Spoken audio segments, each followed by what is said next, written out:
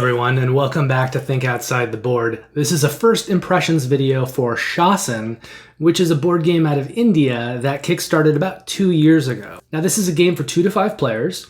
They listed on Board Game Geek as playing in 1.5 to 2 hours, but I think that's on the low end. I think with a lot of players, it's going to run much higher than that. And in general, this is a very slow playing game. It doesn't feel that complicated, especially when I show you how the game plays. You'll see it's not really that complicated, but it does take a long time to play, longer than you would think for a game like this.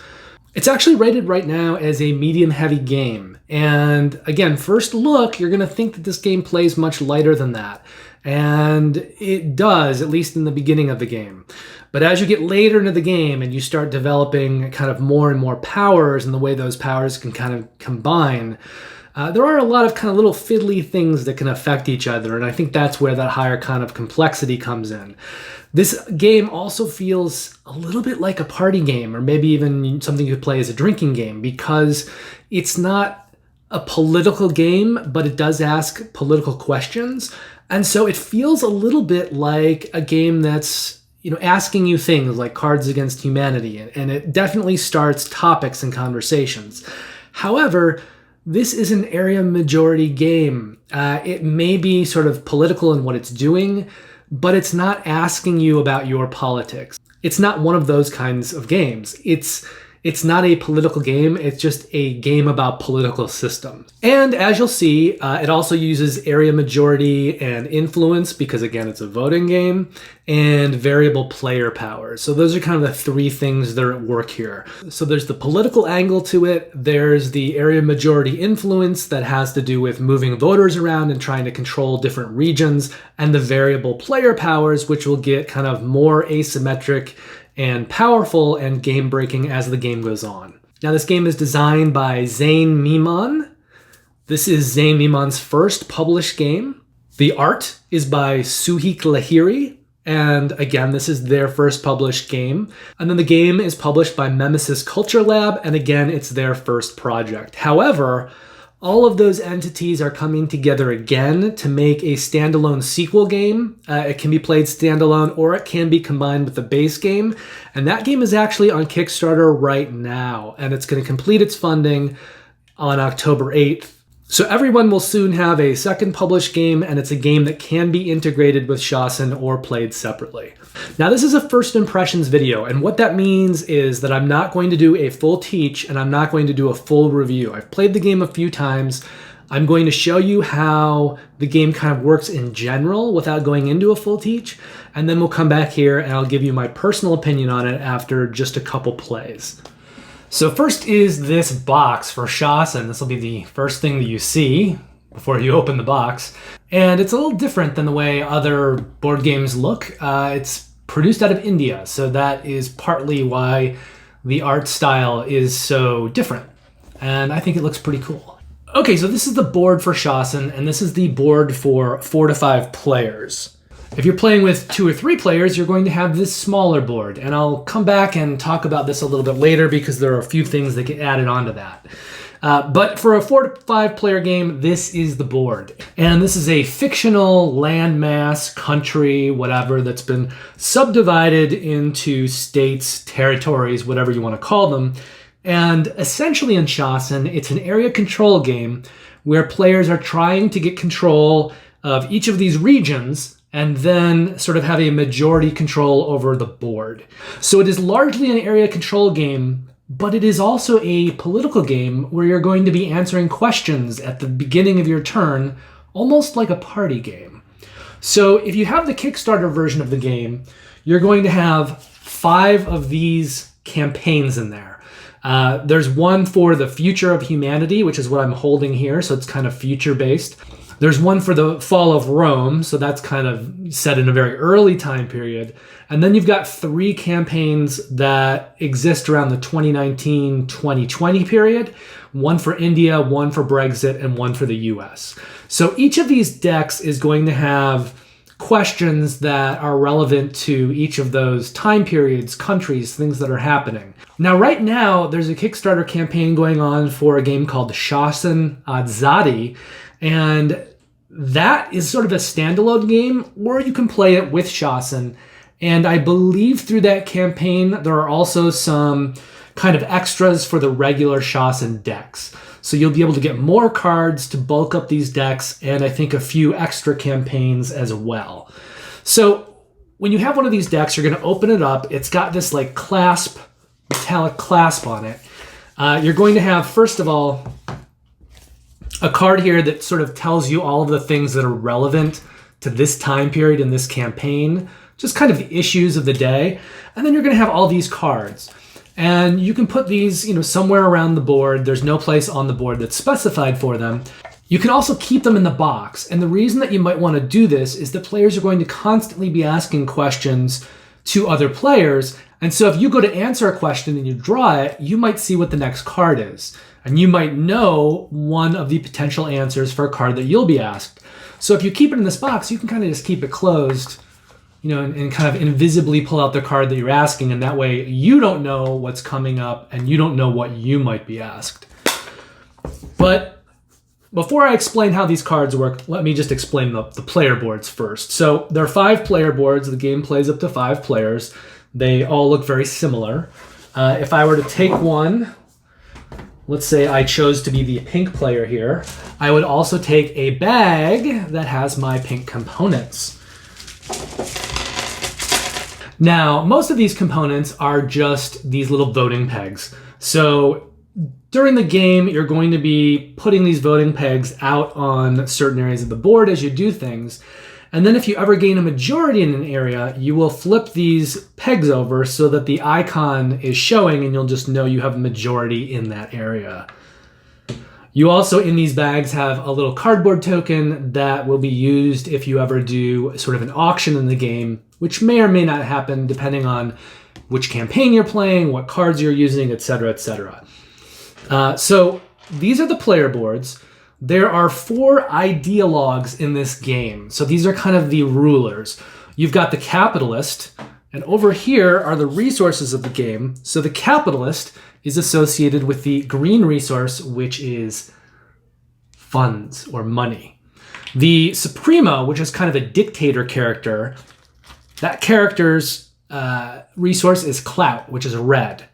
The Showstopper, which is a media-obsessed ideologue, so they sort of traffic in media, their resource is blue, or as you can see from the back, media. And the Idealist, who theoretically kind of wants to do the right moral thing, although that can change from country to country and time period to time period, their resource is trust, the yellow resource. So they traffic in trust. And as you can see on these player boards, you've got 2 different sides. You've got this one kind of futuristic side, and then you've got sort of a more conventional side. But you're going to take your player board, and then over the course of the game, as you get resources, you will place them out on your board like this as you acquire them. And you have spaces for 12 resources on your board. So if you ever go over that, you just need to immediately discard resources down to 12. And you're going to be answering these questions. So for instance, here's an example. This is 1, and there's always 2 different answers. One answer is going to relate to one of these ideologues, and one answer will relate to the other.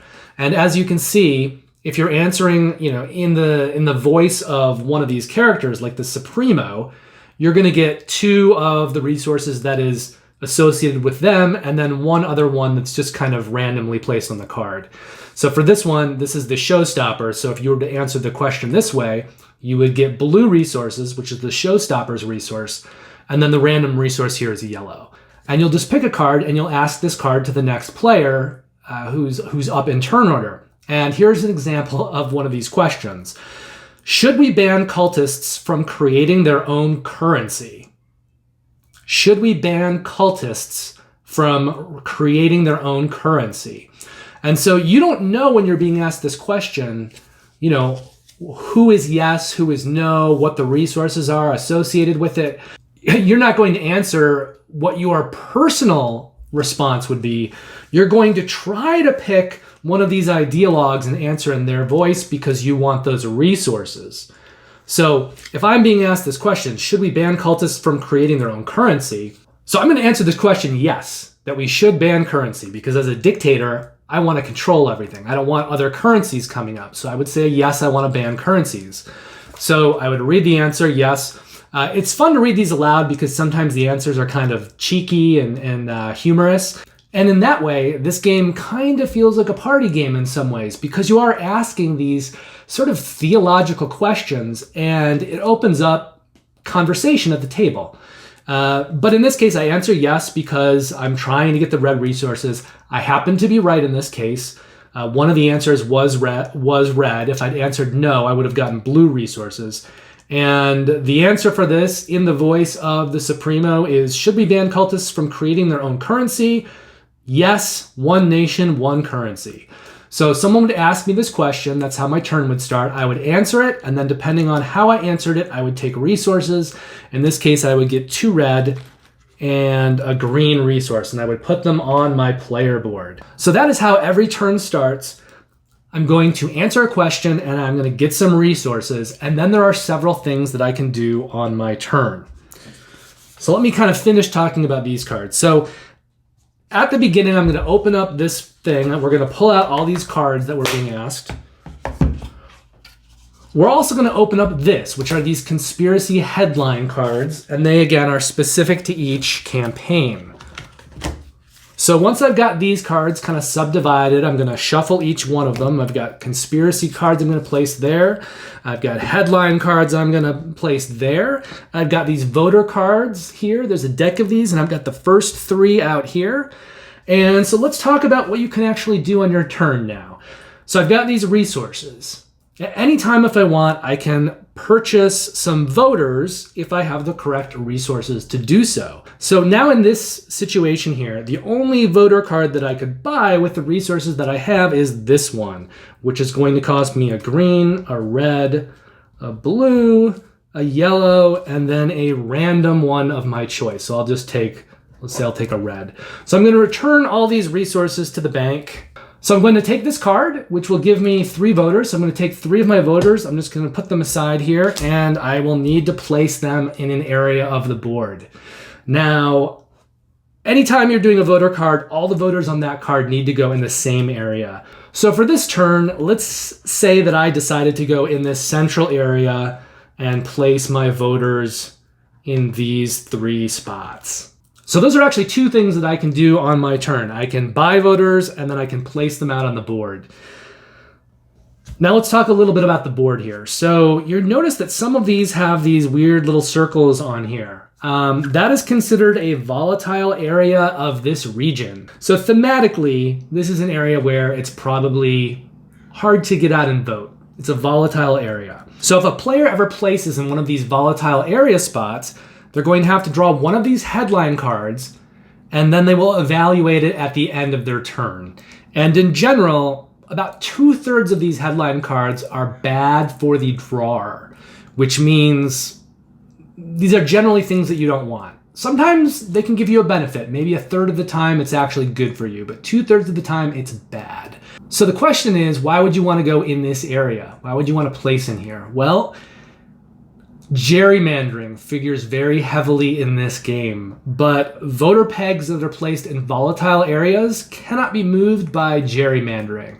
So you take a little bit of a hit going here, but then you are solidly there. No one can move you around.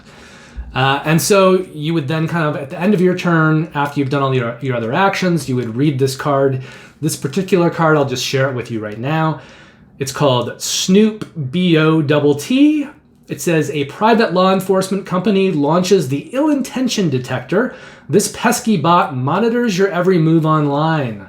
For the rest of the game, you have to pay an extra resource for every conspiracy card that you buy. That's not so great. It makes all the conspiracy cards more expensive for you. What are conspiracy cards, you ask? Well, over here are these conspiracy cards, and you can see there's a circle here that says cost. And so these all have a 5 or a 4 on them. So you're going to pay either 5 or 4 resources to draw a conspiracy card. This is another thing that you can do on your turn.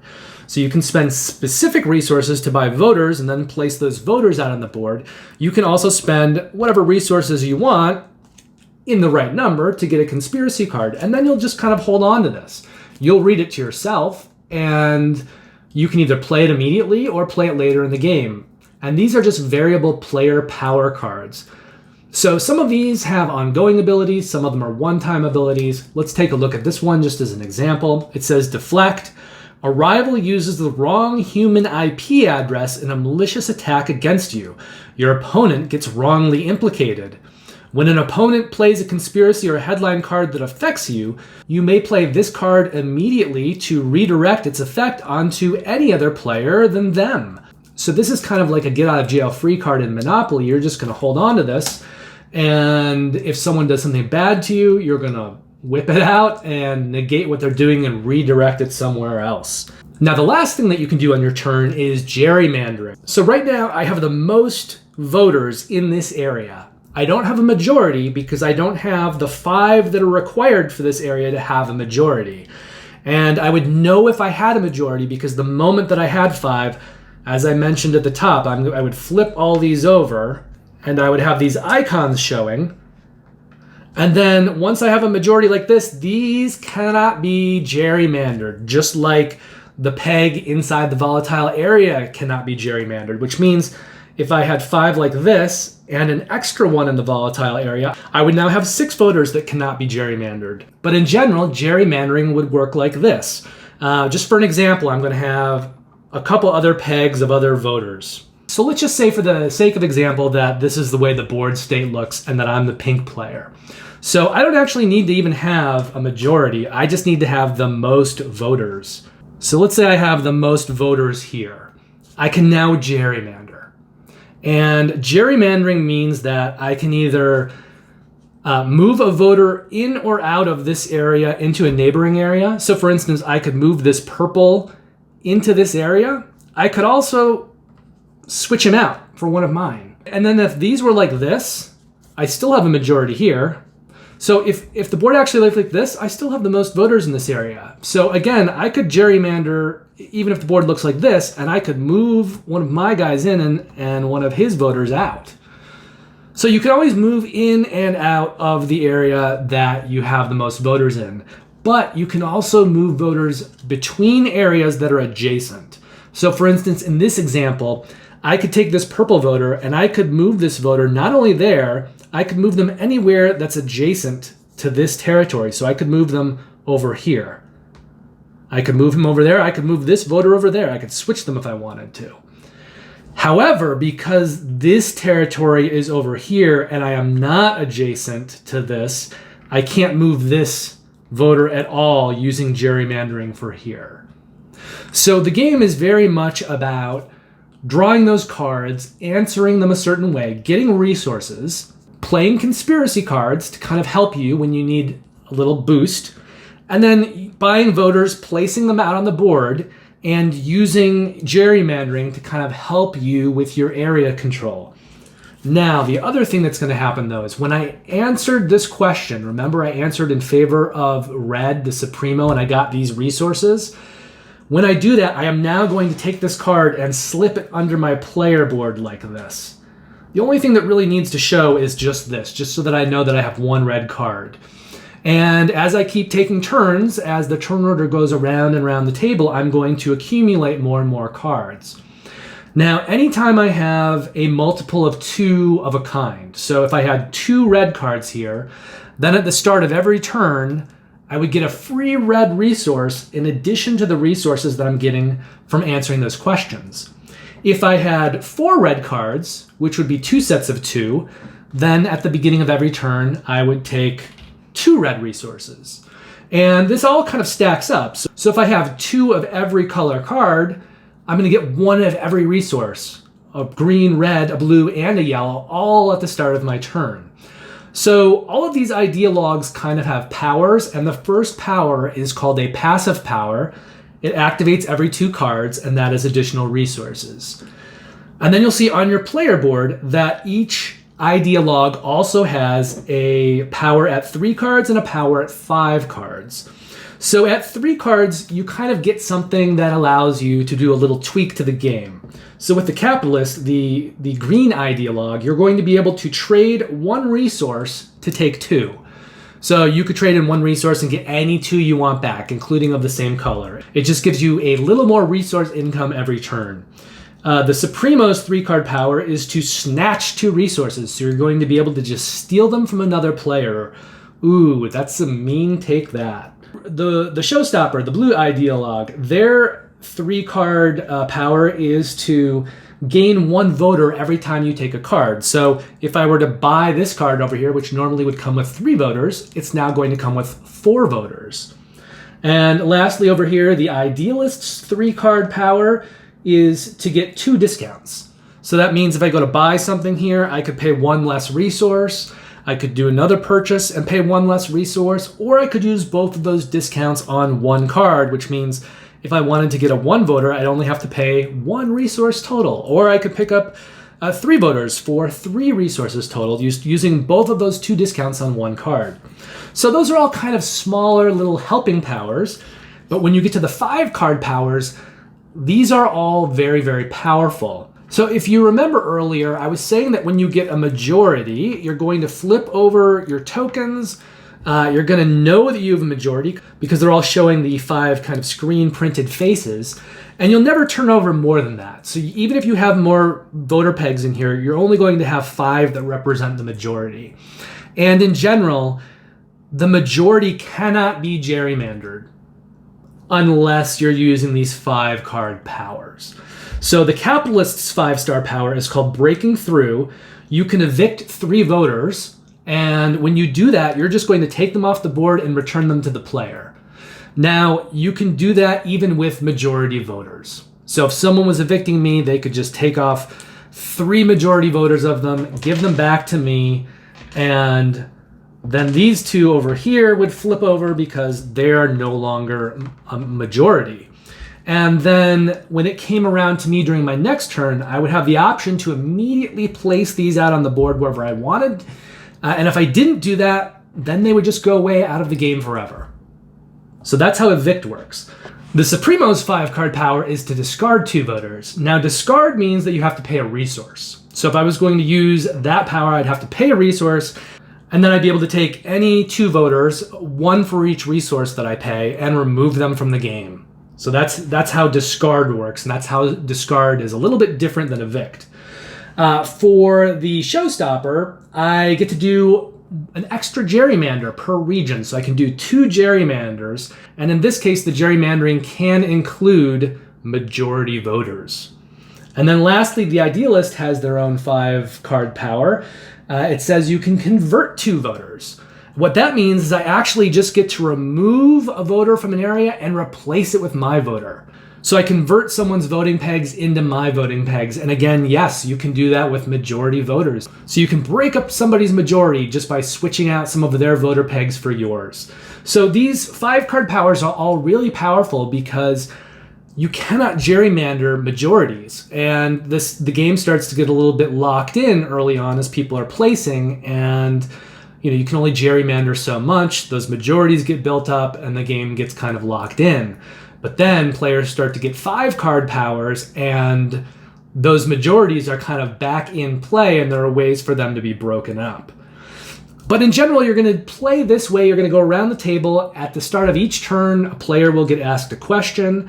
They will get some resources, and then they'll be able to do as many actions as they can do using their resources. And then the game will end when there are majorities in every region, and then players will just count up the points for those majorities only, which means that if I have a majority of 5 in here, I'm going to get 5 points for this region, and if I have extra voters in here, they won't give me any extra points.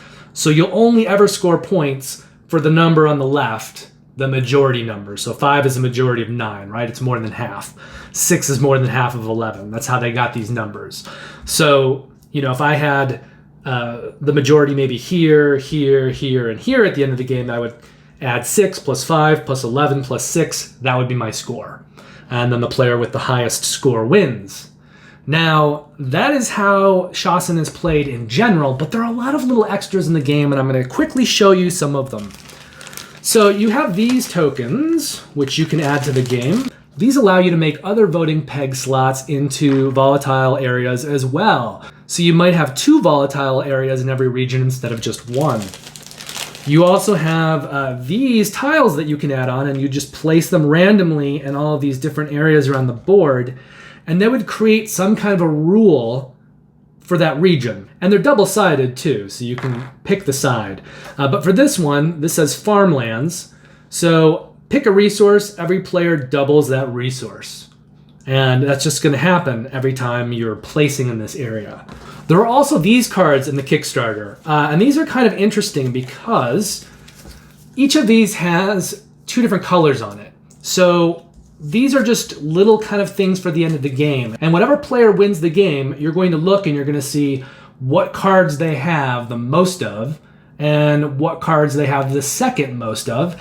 And then you'll look through these and you'll find a card that matches with those colors. And you can just read this at the end of the game to kind of see how that player's control of this country would change the country and its operations after they took office. And these are pretty humorous and funny. You also have these cards that you can throw into the game, and you see they all have a 3, and an X in different colors.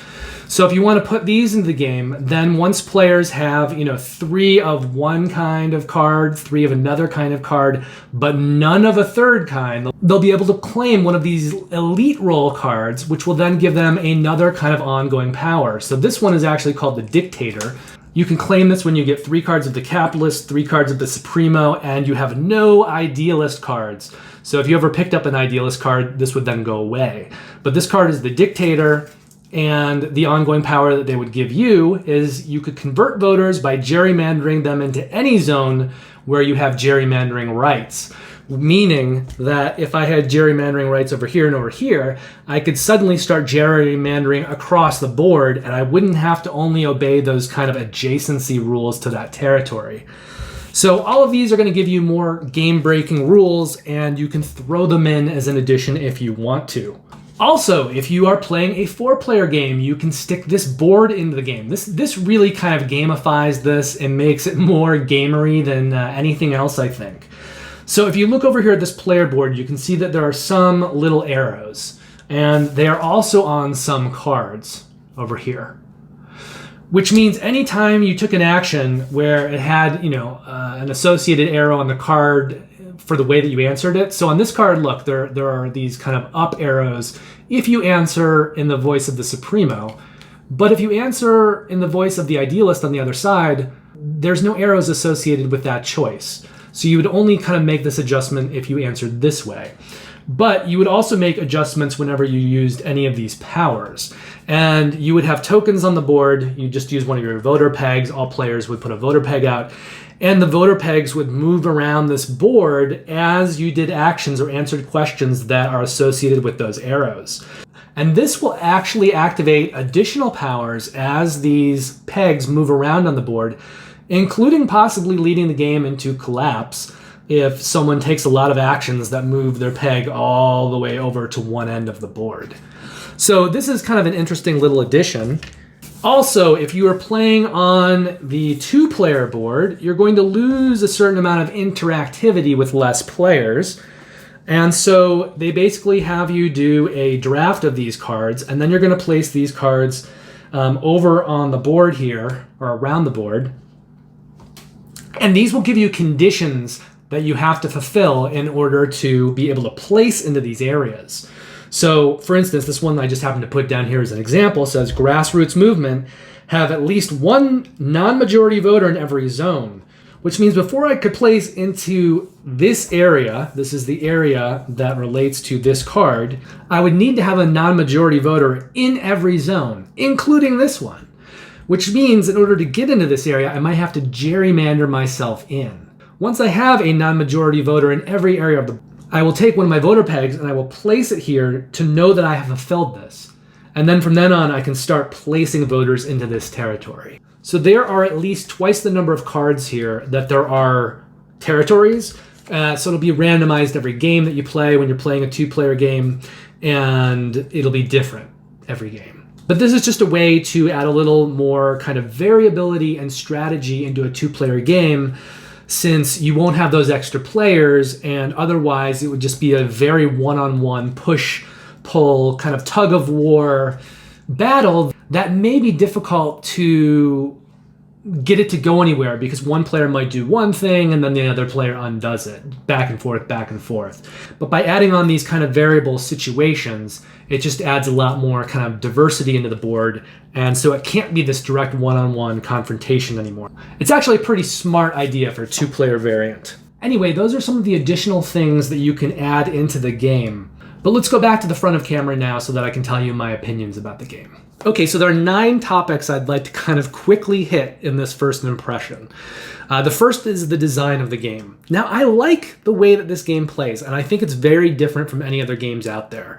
It's interesting to have these kind of political starters, topics of conversation, and I think that it does invite conversation in the game. At the same time, the game isn't asking you to be political or even to reveal your political stances. In fact, when you are answering these cards, you are not trying to answer them in your own voice. You are trying to answer them in the voice of whatever ideologue you want to get their resources. So it is not a game that asks the players around the table to reveal their personal politics or defend them in any way.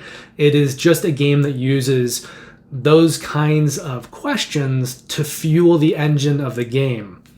I think it's very kind of smart that they did it that way. I also like the way they combine that element, which is almost like a party game kind of thing, with an area majority game. And even though they're using voting for this, it could be anything. It could be anything else. It just happens to be voting. But it does remind me of Campaign Trail in that way. That's another voting-themed game that uses elections and voting within the gameplay, but isn't actually asking players to divulge their personal politics or to make that something that's happening at the table. And I think that's very, very smart right now. I don't think you really want personal politics at the board game table right now.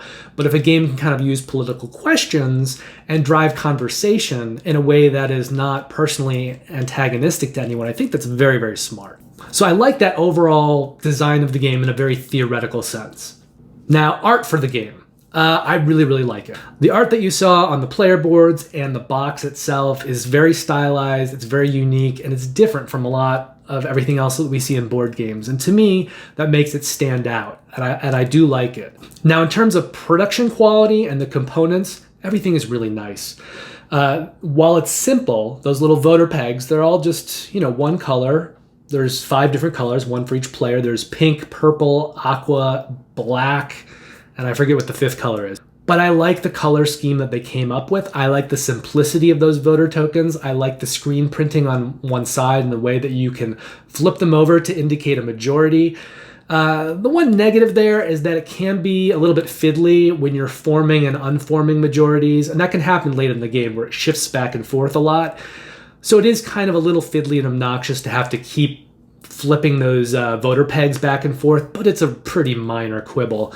And the board, I like the dual layer nature of the board and the way it holds those voter tokens, and just all of the kind of graphic design for the player boards and the game boards. Everything is very clean and crisp, and it's just a very appealing style. So I like all of that as well. Integration of theme, I think, for this game is sort of a complicated question because it's a voting game and it's almost abstract. You're just putting down pegs on a board and you're moving them around.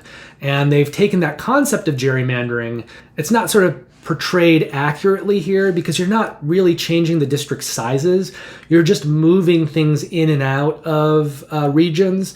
And so theoretically, I think you're supposed to understand that the regions are kind of being redrawn to include or exclude voters. But you can't physically do that with a board. You can't change it that much.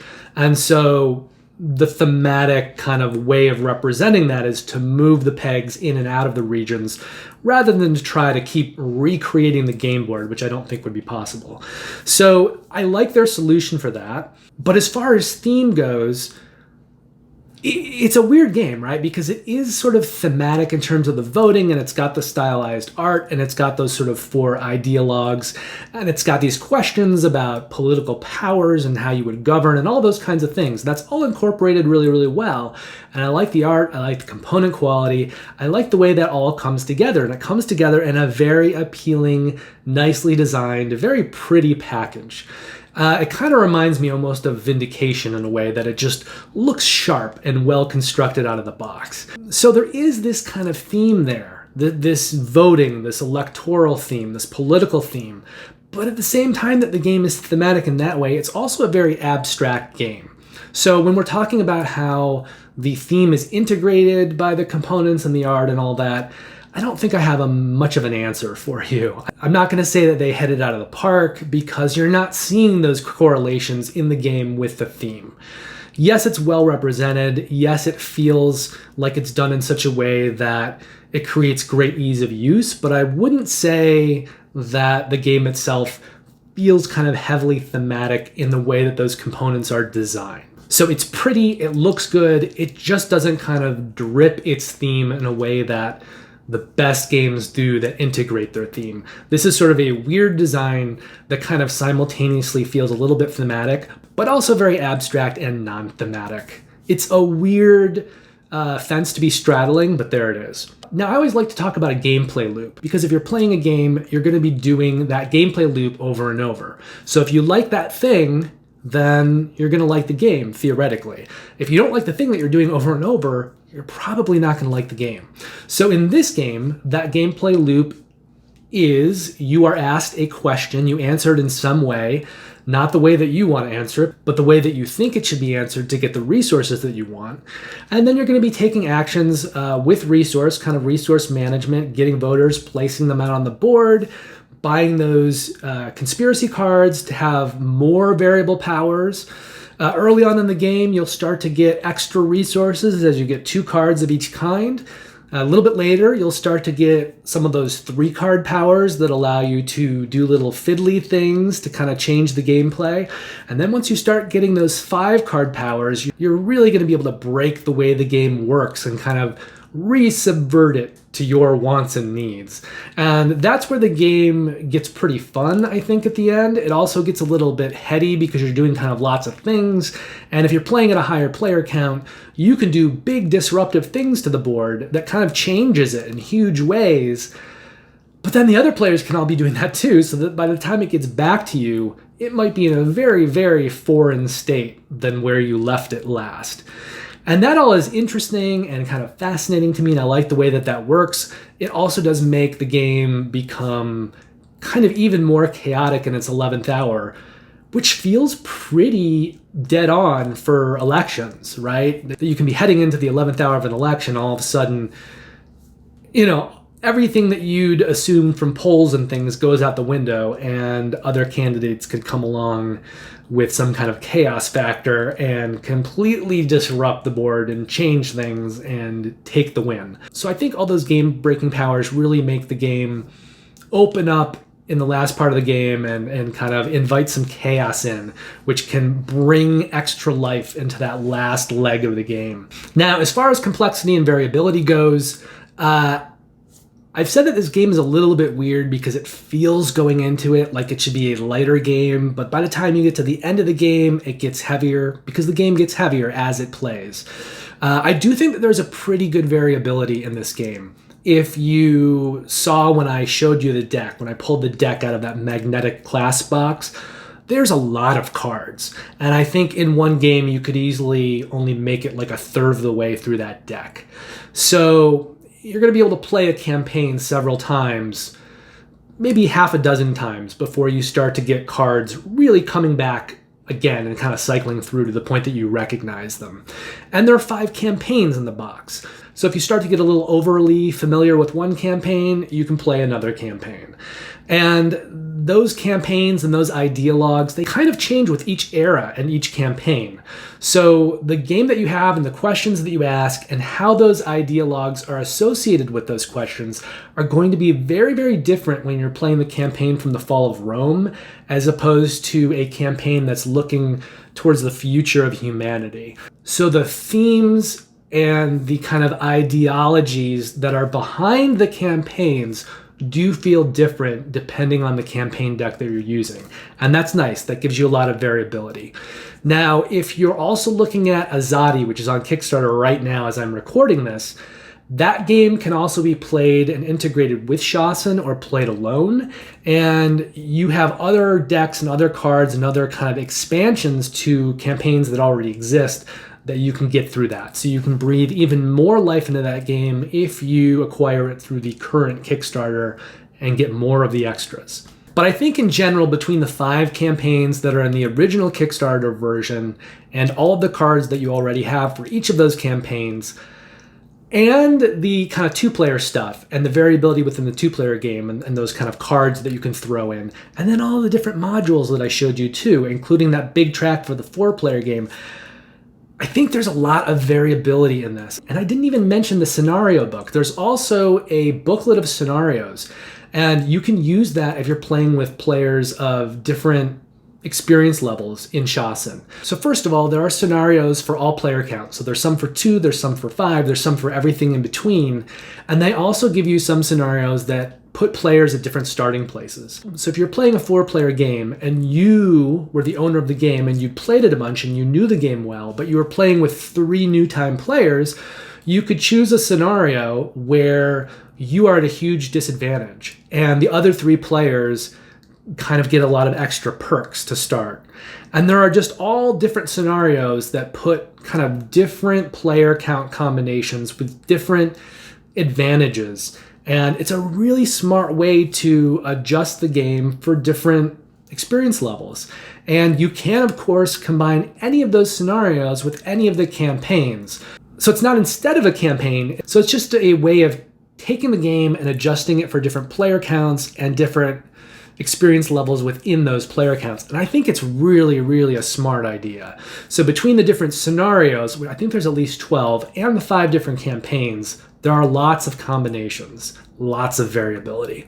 Now, I've already talked about complexity level. I usually like to hit that in the final section. It is listed as a medium-heavy game. I think that's probably a pretty good rating. I do think that as you're starting playing the game, it feels almost light to medium light, and then by the end of the game, it gets to medium heavy just because of all the stuff that's happening.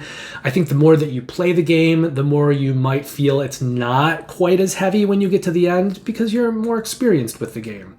But I do think I would hesitate to call it a medium light game because I think players might rush into it thinking that it will be lighter than it is, but it does ramp up as the game goes on. So that's just something to be aware of. Now, in terms of the price value for this game, it was produced on Kickstarter, and I did a quick look around the internet.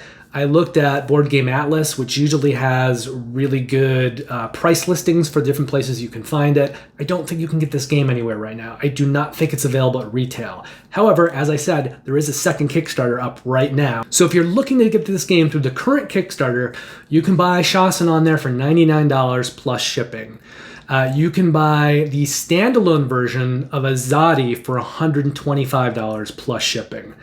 If you want to get just Azadi because you already have Shasn, it's $100. So it's $25 less. And the reason for that is that if you're getting Azadi standalone, you're going to need some of the components from Shasn in it to be able to play.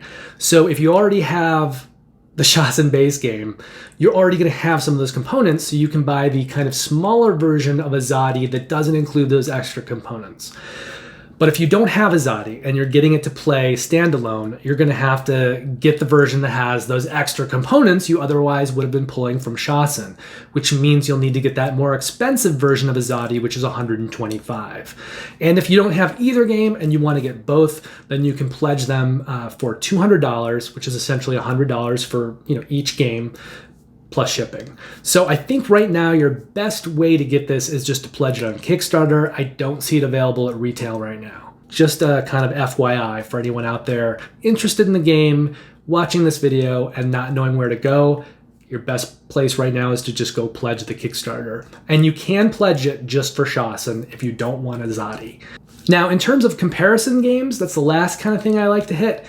It is a political voting game, and I think the best comparative game out there is going to be Campaign Trail, because that is another game that is thematically about voting, and it's sort of got a political theme to it, but the game itself is not political at all. That's a very different game and a very different situation than even party games that kind of are asking you to discuss your personal politics.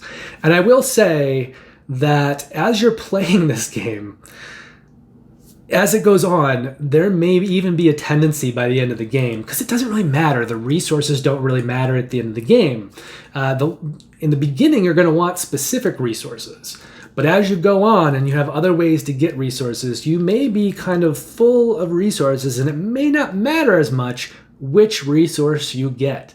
So you may find yourself, as the game goes on, kind of forgetting to answer in the voice of an ideologue and answering more and more what your personal answer would be to these questions. And that's okay, especially if you don't want any specific resources.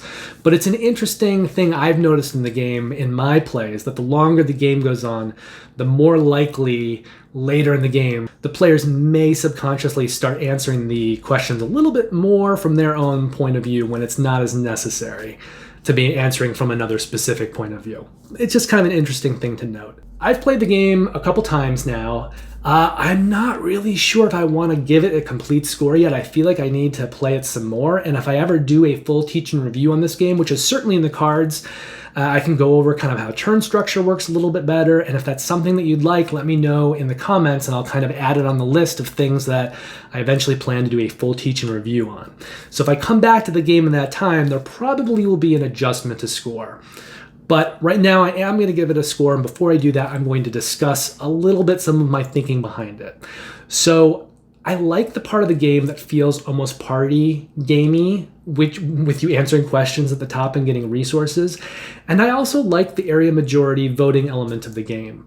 It does feel a little bit like two different games. One feels a little kind of more party gamey, but as I've said, as you get later and later into this game and the variable player powers increase, your turns get crunchier, it can feel more complex. And it can feel less and less like a party game. I don't think as you get deeply into this game in a session, by the end of it, you're going to think of it as being a party game at all, even though it asks those kinds of questions. And if you were trying to play it as a drinking game, it might get to the point later on in the game where if you're kind of inebriated, it may be a little difficult to kind of deal with some of the growing turn actions and the various things that you can do and the way they kind of impact each other. So it feels on one hand like it can be a light party game almost, but it's really not, and it's really more of an area majority game dressed up with this, voting political clothing. And I like some of the elements of this game. I like some of the, the kind of different mechanics in the game.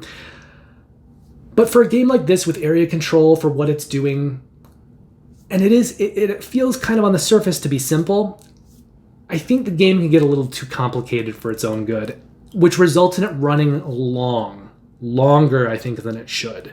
So I think a game like this would be a lot of fun if it played between 1 and 2 hours. I don't think it would overstay its welcome in that time. But my games have played significantly longer than that. And it's not because players are taking long turns. It is just a long game. And in the early part of the game, there can be a lot of gerrymandering going on, so that can kind of delay people getting majorities. And then once players actually do get majorities, those 5-card powers start popping up, which allow you to break majorities, remove votes from the game, move things around, and again, that can kind of extend the length of the game. So while I like the game kind of in theory, I don't like every aspect of it. I think it kind of runs too long, and I think it gets a little overly fiddly for what the game is and what it wants to do. So for me personally, I would enjoy playing this game again and playing it with different people, and I think it will be fun to see different people's reactions to the game because it is so kind of unlike anything out there. There aren't a lot of games that have this art style and that pair these kind of theological, ideological, political questions with this area control game. It's definitely something I don't think I'm going to remove from my collection right away because there's nothing else like it. However, in terms of adding to it and backing Azadi, I'm very, very, very much on the fence. I like some of the ideas behind Azadi, and I like kind of the package of Shasn, and it is very unique. But I don't know how often I'm going to get Shasn to the table, especially when you take into account that it kind of runs over long for what it is. So that means I'm going to give it a score that for me is still a positive score, but it's kind of a marginally positive score. It's not a game that I'm going to be excited to get out to the table, but it's a game that once I'm playing it, I'm going to enjoy playing it, and I am going to kind of be excited to see how different people react to it. Which means that my score is going to be a 6.5 for right now, a score that I think is generally positive, but not overly positive, and is in many ways still kind of doing some amount of fence sitting. It's in a very kind of vague gray area in terms of, do I want to recommend it or not? So I'm comfortable playing it, I'm comfortable teaching it to new players, and there is some mild excitement there in terms of seeing what different people think about it. But I think ultimately the thing that is stopping me from liking it more is that game length time and the fact that the game kind of runs over long for what it is.